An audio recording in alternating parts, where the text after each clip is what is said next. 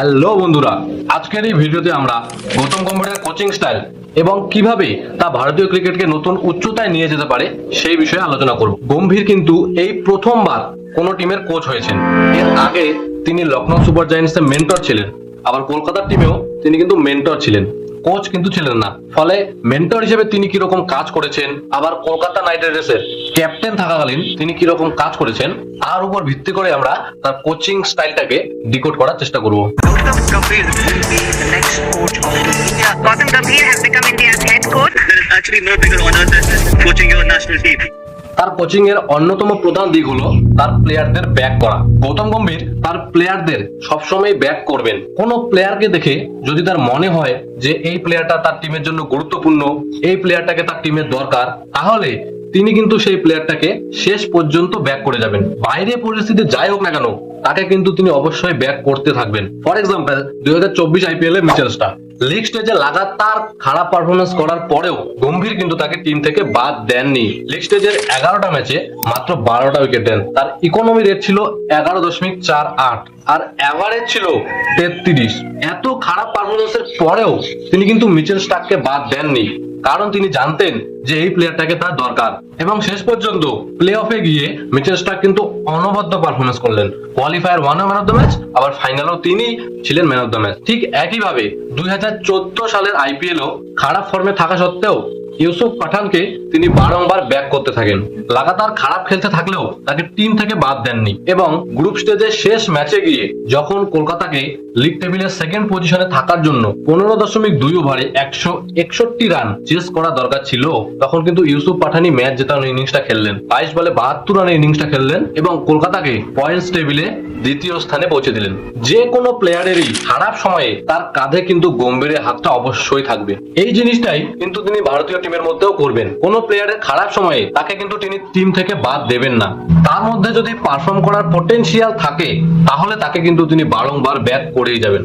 দ্বিতীয় পয়েন্ট হচ্ছে প্লেয়ারদের সিকিউরিটি প্রদান। গৌতম গম্ভীর কলকাতায় আসতে না আসতেই রাতারাতি কিভাবে বদলে গেল সুনীল নারিনের ব্যাটিং। তিনি কি আইপিএল এর আগে তার ব্যাটিং নিয়ে প্রচুর খেটেছেন? তার ব্যাটিং টেকনিক অথবা পাওয়ার হিটিং এইসবের উপর কি তিনি দিনরাত কাজ করেছেন?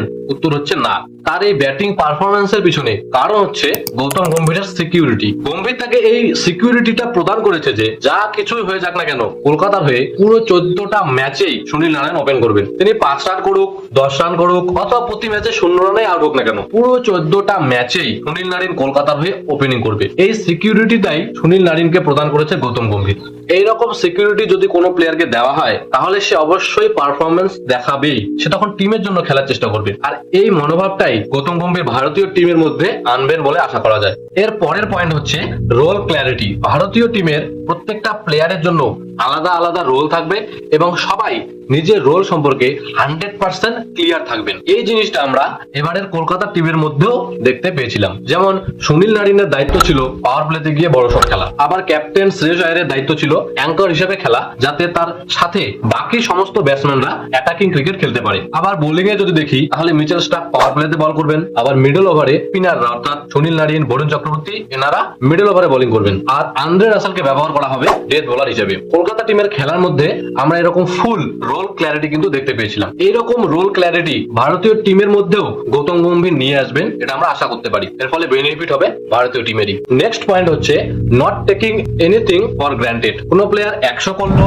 150 করলো বা 200 করলো, তাকে নিয়ে কিন্তু নাচানাচি করা হবে না। তার অ্যাপ্রোচটা এরকম থাকবে যে পরের ম্যাচে আমাকে আবার একই রকম পারফরমেন্স অথবা তার থেকেও বেটার পারফরমেন্স দিতে হবে। পারফরমেন্স হোক না হোক সেটা পরের বিষয়, কিন্তু কমিটমেন্টটা 100% থাকতে হবে। কোন প্লেয়ার যদি 100 স্ট্রাইক রেটে ব্যাটিং করেও টিমকে ম্যাচ জেতাতে পারে, তাহলে দ্যাটস ফাইন ফর হিম। মোদ্দা কথা, টিমকে ম্যাচ জিততে হবে। আর এই মনোভাবটাই তিনি ভারতীয় টিমের মধ্যে ঢোকাবেন। নেক্সট, টিমের খেলার টেমপ্লেট অনুযায়ী প্লেয়ারদেরকে সিলেক্ট করা। যেই সব প্লেয়ারের ন্যাচারাল খেলার স্টাইলটাই টিমের খেলার টেমপ্লেটকে শুট করে, সেই সমস্ত প্লেয়ারকেই তিনি টিমে নেবেন। স্টার স্পোর্টসে একটি শোতে তিনি বলেন যে টিমের উচিত যেই সমস্ত প্লেয়ারের খেলার ন্যাচারাল স্টাইলটাই টিমের টেমপ্লেটকে শুট করে, সেই সমস্ত প্লেয়ারদেরকেই টিমে নেওয়া।